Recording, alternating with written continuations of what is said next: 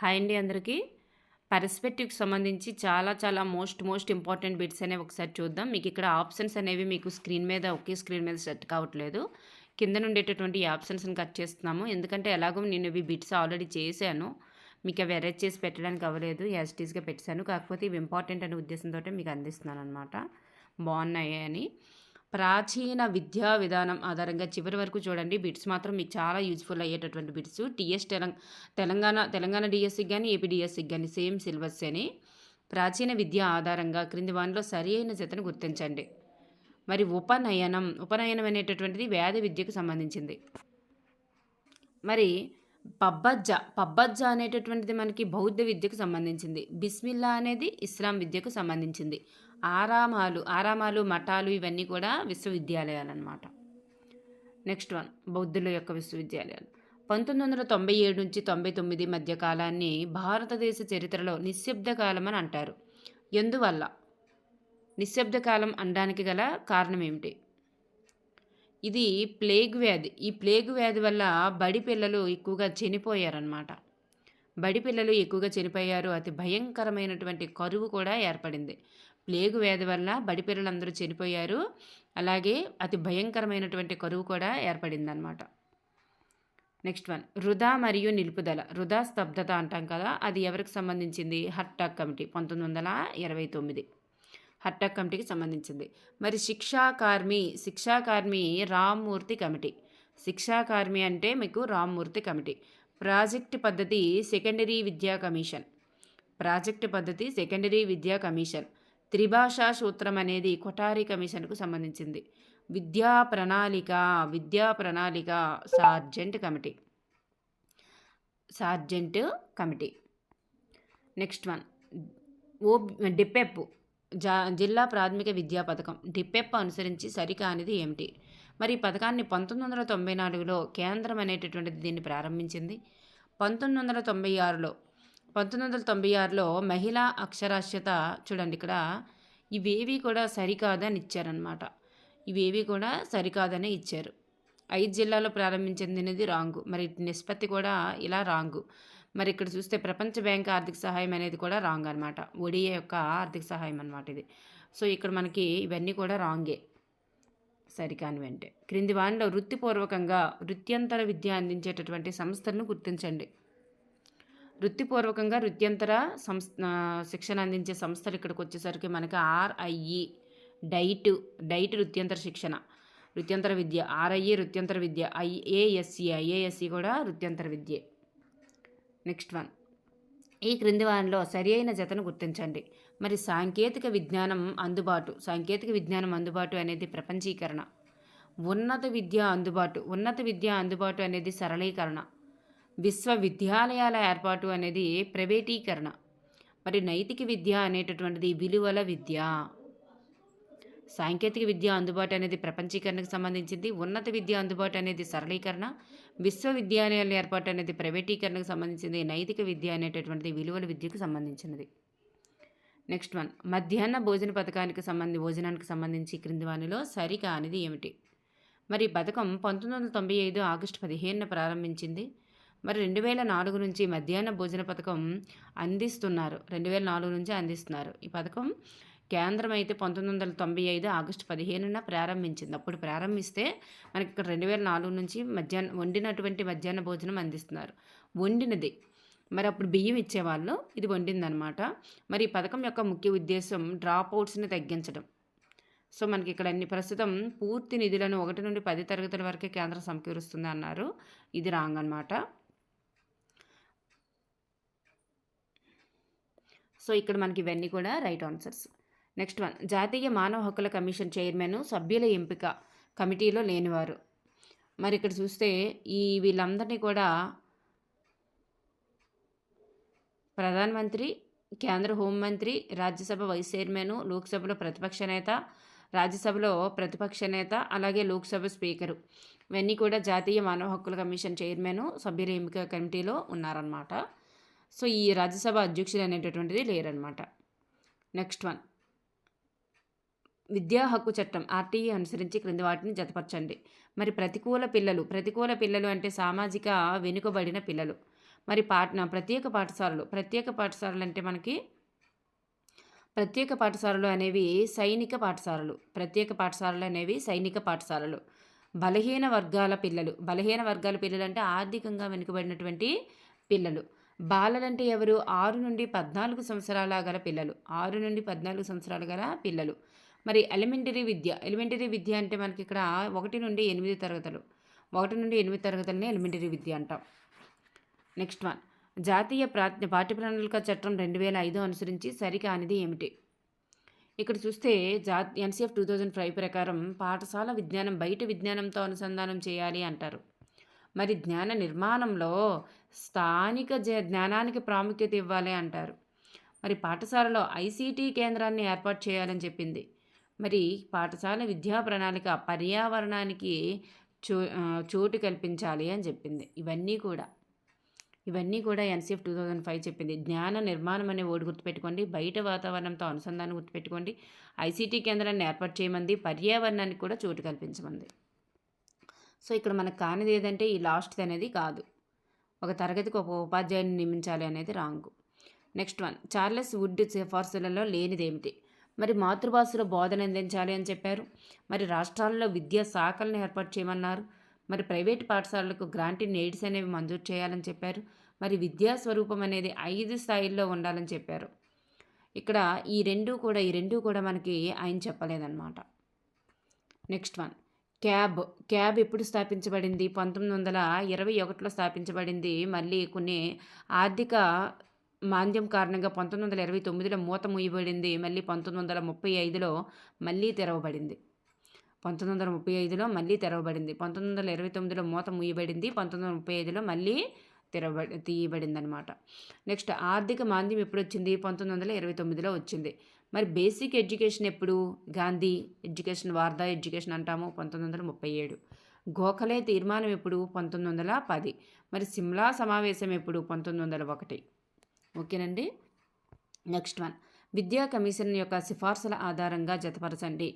మరి మొదలియార్ కమిషన్ ఎన్సీసీని గురించి చెప్పింది. మరి విశ్వవిద్యాలయ కమిషన్ ఏం చెప్పిందంటే మరి యూజీసీ గురించి చెప్పింది. విశ్వవిద్యాలయ commission UGC, united grants commission. మరి కొఠారి కమిషన్ దేన్ని చెప్పిందంటే ఎన్ఎస్ఎస్ని గురించి చెప్పింది. చూడండి, Mudaliar NCC, Kothari NSS, Ishwarbhai Patel committee SUPW. మరి మాల్కమ్ ఆదిశేషయ్య కమిటీ వృత్తి విద్య. నెక్స్ట్ వన్, ఉపాధ్యాయ ప్రేరణను ప్రభావితం చేయని అంశం. ఉపాధ్యాయ ప్రేరణను ప్రభావితం చేయనిది ఏంటంటే ఇక్కడ సంపూర్ణ ఆరోగ్యం ఉండాలి, పాఠశాల వాతావరణం బాగుండాలి, మంచి గుర్తింపు వచ్చింది, లేదా ఉద్యోగ భద్రత ఉంది. ఇవన్నీ కూడా ఉపాధ్యాయుని ప్రేరేపిస్తాయి, ఇంకొంచెం బాగా టీచ్ చేయడానికి ఉత్సాహాన్ని కలిగిస్తాయి. ఆయన మంచి ఆరోగ్యవంతుడై ఉండి పాఠశాల వాతావరణం బాగుండాలి, ఆయనకి కూడా మంచి గుర్తింపు, పేరు ప్రతిష్టలు వస్తున్నప్పుడు, మరి ఉద్యోగ భద్రత కూడా ఉన్నప్పుడు ఇవి పరంగా అతనికి ఉపాధ్యాయునికి మంచి ప్రేరణ అనేది వస్తుంది. ఈ సమాజం అనేది కాదు అన్నమాట. నెక్స్ట్ వన్, ఈ క్రింది విద్యా సంస్థలను కాలక్రమంగా అమర్చండి. మరి ఇక్కడ చూస్తే ఈ ఎస్సీఆర్టీ అనేది ఫస్ట్ వస్తుంది మనకి, తర్వాత ఎన్సిటిఈ వస్తుంది, తర్వాత చూస్తే మనకి ఎస్ఆర్సి వస్తుంది, ఎస్ఆర్సి రిసోర్స్ సెంటరు. నెక్స్ట్ మనకి న్యూపా వస్తుంది, నిపా. నెక్స్ట్ సైట్ వస్తుంది, తర్వాత ఎంఆర్సి వస్తుంది అనమాట, మండల్ రిసోర్స్ సెంటర్. ఇవి ఇయర్స్ ప్రకారం మనం పెట్టుకోవాలన్నమాట, ఇయర్స్ ప్రకారం. నెక్స్ట్ వన్, ఈ కౌమార విద్యా పథకంలో సరికానిది ఏమిటి? కౌమార విద్యా పథకంలో సరికానిది మరి ఇక్కడ చూస్తే ఈ పథకాన్ని 2005లో యుఎన్ఎఫ్పిఏ అనేటటువంటి వారి సహకారంతో ప్రారంభించారు. మరి ఈ పథకం 6 నుండి 17 సంవత్సరాల పిల్లలకి వర్తిస్తుంది అనేది రాంగ్. 6 నుండి 14 సంవత్సరాల పిల్లలకి వర్తిస్తుంది. మరి ఈ పథకంలో జీవన నైపుణ్యాలు, లైంగిక విద్య, మాదక ద్రవ్యాల విద్యను కూడా అందిస్తారు. జీవన నైపుణ్యాలు, లైంగిక విద్య, మాదక ద్రవ్యాల యొక్క విద్యను కూడా అందిస్తారు. మరి దీన్ని ప్రస్తుతం జవహర్ బాల ఆరోగ్య రక్ష అనేటటువంటి పేరు మార్చారనేది రాంగ్ అనమాట. ఎందుకంటే ఏ ప్రభుత్వం వస్తే ఆ ప్రభుత్వం వాటికి సంబంధించి ఏమైనా పేర్లు పెడుతుంది, కాబట్టి అది రాంగ్. నెక్స్ట్ వన్, క్రింది విద్యా పథకాలను ప్రారంభించినటువంటి ఆధారంగా జతపరచండి. మరి ఇన్స్పైర్ అనేది ఎప్పుడు ప్రారంభించారు? 2008లో. మరి విద్యాంజలి అనేటటువంటి పథకం 2016లో. మరి కళా ఉత్సవ్ అనే పథకం 2015లో. మరి సమగ్ర శిక్ష అభియాన్ ఎస్ఎస్ఏ అనేది 2018లో. ఓకేనండి. ప్రారంభించిన వాటి ఆధారంగా జతపరచడం జరిగింది. నెక్స్ట్ వన్, ఆర్టీఈ 2009 ప్రకారం సరి అయినది ఏమిటి? మరి ఆర్టీఈ 2009 ప్రకారం అనేది 2010 ఏప్రిల్ 1 నుంచి అమల్లోకి వచ్చింది. ఇది జమ్మూ కాశ్మీర్ కూడా వర్తిస్తుందన్నారు. జమ్మూ కాశ్మీర్కి వర్తించదు. మరి ఈ చట్టాన్ని 35/2009 యాక్ట్ అని కూడా అంటారు. మరి ఈ చట్టాన్ని రాష్ట్రపతి 2009 ఆగస్టు 26న మరి ఆమోదించడం జరిగిందనమాట. నెక్స్ట్ వన్, జాతీయ బాలల హక్కు పరిరక్షణ కమిషన్. జాతీయ బాలల హక్కు పరిరక్షణ కమిషన్లో సరి అయినది ఏమిటి? మనకి ఇవన్నీ సరి అయినవే. ఎన్సిపిసిఆర్ను 2005లో పార్లమెంట్ చట్టం ద్వారా 2007 మార్చిలో ఏర్పాటు చేశారు. మరి కేంద్ర మహిళా శిశు సంక్షేమ శాఖ ఆధ్వర్యంలోనే ఇది పనిచేస్తుంది. మరి విద్యా హక్కు చట్టాన్ని కూడా ఇది పరిరక్షిస్తుంది అన్నమాట. లాస్ట్ అండ్ ఫైనల్ ఇక్కడ చూస్తే జాతీయ పాఠ్య ప్రణాళిక చట్టం ప్రకారం ఈ క్రింది వాటిలో సరి అయిన జతను గుర్తించండి. మరి తార్కిక అమూర్త ఆలోచన అనేది మనకి దేనికి సంబంధించింది? అమూర్తము అంటేనే గణితం అనమాట. శాస్త్ర సాంకేతిక విజ్ఞానము అంటే మనకి కంప్యూటర్ విద్య. ఉత్తమ పౌరులు సాంఘిక అభ్యసనానికి సంబంధించింది. నైతికత లేదా విలువలు అంటే మనకి ఇక్కడ నైతికత విలువలు అంటే శాంతి విద్య. అలాగే మానసిక ఆనందం అంటే మనకి ఇక్కడ కళా విద్య అనమాట. మానసిక ఆనందం అంటే కళా విద్య. నెక్స్ట్ వన్, ఇస్లాం విద్యా విధానాన్ని అనుసరించి ఈ క్రింది వాటిలో సరి అయినది ఏమిటి? మరి దీన్ని ఇక్కడ చూస్తే దేశంలో తొలి మక్తాబ్ని 1192లో ఏర్పాటు చేశారు. మరి అందరికీ విద్య సౌకర్యం అనేది ఇస్లాం కాలంలో ఉందన్నారు. ఇది కాదు. మరి ఇస్లాం విద్య బిస్మిల్లా అనేటటువంటి వేడుకతో ప్రారంభమవుతుంది. మరి ఈ విద్యలో బోధనా భాషలు అనేటటువంటివి ఉర్దూ అరబిక్. మరి ఇక్కడ ఉపాధ్యాయులకు దండించే అధికారం కూడా ఉండేదన్నమాట. నెక్స్ట్ వన్, క్రింది వాటిలో సరి అయిన జతను గుర్తించండి. మరి సాహిత్యానికి అర్థాన్ని చెప్పిన వారు మెకాలే మినిట్స్. మరి విద్య కోసం ₹1,00,000 అంటే మనకి చార్టర్ చట్టం ప్రకారం. మరి ఆధునిక విద్యా పితామహుడు ఎవరంటే చార్లెస్ గ్రాంట్. ఆధునిక విద్యా పితామహుడు చార్లెస్ గ్రాంట్. ఆధునిక విద్యా విధానానికి పితామహుడు ఎవరంటే చార్లెస్ వుడ్. ఆధునిక విద్యా పితామహుడు చార్లెస్ గ్రాంట్. విద్యా విధానానికి పితామహుడు అంటే చార్లెస్ వుడ్. నెక్స్ట్ వన్, ఈ క్రింది కమిషన్లను కాలక్రమంగా అమర్చండి. మనకి ఇక్కడ చూస్తే మనకి సార్జెంట్ కమిటీ అనేది 1944. మరి రామ్మూర్తి కమిటీ. నెక్స్ట్ మనకి స్త్రీ విద్యా కమిషన్ వస్తుంది. నెక్స్ట్ మనకి రామ్మూర్తి కమిటీ అనేది 1992. Next Yashpal committee 1993. తర్వాత రామ్మూర్తి కమిటీ తర్వాత జనార్దన్ రెడ్డి కమిటీ కూడా 1992 అంటే 93 మధ్యలో వస్తుంది. ఎస్పాల్ కమిటీ 1993 అనమాట. ఓకేనండి. నెక్స్ట్ వన్, ఉపాధ్యాయ ప్రవర్తన నియమావళిలో పొందుపరచనిది ఏంటంటే ఇక్కడ చూస్తే ఈ ఉపాధ్యాయులకి మరి ఉపాధ్యాయ ప్రవర్తన నియమావళికి సంబంధించి విద్యార్థికి ఉపాధ్యాయులకు మధ్య ఉంటుంది. మరి ఉపాధ్యాయులకి సమాజానికి మధ్య కూడా ఉంటుంది. విద్యార్థికి మధ్య కూడా ఉంటుంది. మరి ఉపాధ్యాయునికి వృత్తి సంఘాలకి మధ్య ఉంటుంది. మరి ఉపాధ్యాయులకి యాజమాన్యానికి ఉంటుంది. అంటే ఉపాధ్యాయ ప్రవర్తన నియమావళికి మరి రెండు కూడా విద్యార్థులే అయ్యారు కాబట్టి ఇది కాదనమాట. విద్యార్థికి ఉండదు, విద్యార్థికి ఉంటుంది. ఉపాధ్యాయుని ప్రవర్తన నియమావళి అంటే మరి ఇందులో ఉపాధ్యాయుడు ఒక్కలైనా ఉండాలి కాబట్టి ఇది రాంగ్ అనమాట. నెక్స్ట్ వన్, ఎన్సీఆర్టీ నిధులలో లేనిదేమిటి? మరి ఇక్కడ చూస్తే జాతీయ పాఠ్య ప్రణాళికను నిర్మాణం చేస్తుంది. ఉపాధ్యాయ యొక్క వృత్యంతర విద్యను కూడా అందిస్తుంది. మరి జాతీయ స్థాయిలో టాలెంట్ పరీక్షలు కూడా నిర్వహిస్తుంది. ఎన్సీఎఫ్ 2005 యొక్క రూపకల్పన చేస్తుంది. మరి ఇవన్నీ కూడా చేస్తుంది అనమాట. ఇక్కడ ఉపాధ్యాయ అర్హతల నిర్ధారణ చేయదు. విద్యా నిర్వహణ ప్రణాళికను కూడా రూపకల్పన చేయదు. నెక్స్ట్ వన్ చూస్తే డిఫేసియా అంటే ఏంటి? డిస్ఫేసియా అంటే మనకి ఇక్కడ చూస్తే భాషణం. డిస్ఫేసియా అంటే భాషణ వైకల్యం. డిస్లెక్సియా అంటే పఠన వైకల్యం. లెక్సియా అంటే పఠనం. ఫేసియా అంటే భాషణం. గ్రాఫియా అంటే లేఖనం. కాల్క్రియా అంటే గణితం అనమాట. చూడండి, ఫేసియా అంటే భాషణం, లెక్సియా అంటే పఠనం. ఓకేనండి. నెక్స్ట్ వన్, క్రింది వానిలో సరి అయిన జతను గుర్తించండి. ఇక్కడ చూస్తే బడికి వస్తా అనేటటువంటిది బాలికలకు సైకిల్ పంపిణీ కార్యక్రమం.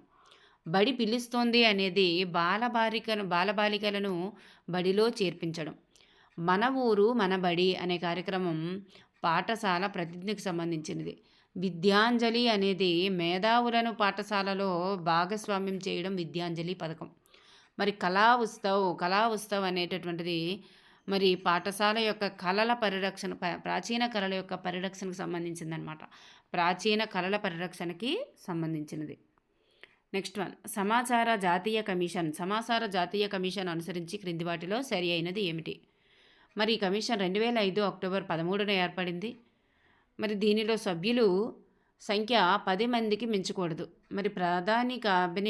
ప్రధాని మరియు క్యాబినెట్ మంత్రి అలాగే ప్రతిపక్ష నేత సలహా మేరకే వీటిని రాష్ట్రపతి నియమిస్తారు. సమాచార కమిషన్ యొక్క వ్యక్తులను ఎవరు నియమిస్తారంటే రాష్ట్రపతి నియమిస్తారు. కమిషన్ వార్షిక నివేదికను రాష్ట్రపతికే సమర్పిస్తుంది అన్నమాట. నెక్స్ట్ వన్, విద్యా హక్కుకు సంబంధించి క్రింది వానిలో సరి అయినది ఏమిటి? విద్యా హక్కుగా ఉండాలని సూచించింది మహాత్మా జ్యోతిరావు పూలే. విద్యా హక్కు కోసం పోరాడిన జాతీయ నాయకుడు ఎవరంటే గోపాలకృష్ణ గోఖలే. విద్యా హక్కు కోసం చేసిన రాజ్యాంగ సవరణ 86. విద్యా హక్కు కోసం చట్టం అనేటటువంటిది 2009 సంవత్సరంలో చేశారు. 10లో అమలు అయ్యిందనమాట. నెక్స్ట్ వన్, జాతీయ పాఠ్య ప్రణాళిక చట్టం NCF 2005 ప్రకారం పాఠ్య ప్రణాళికలోని అంశాలు ఏమిటి? ఇక్కడ చూస్తే ఇవన్నీ కూడా ఉంటాయి. ఇక్కడ ఇది ఒక్కటే ఉండదు అనమాట. మనకి మత విద్య అనేది ఉండదు. ఇవన్నీ కూడా ఉంటాయి. భాషలు ఉంటాయి, విజ్ఞాన శాస్త్రం ఉంటుంది, కళలు ఉంటాయి, గణితం ఉంటుంది, సాంఘిక అధ్యయనం ఉంటుంది, శాంతి విద్య ఉంటుంది. ఈ మత విద్య అనేది ఉండదన్నమాట. ఓకేనండి. Thank you everyone.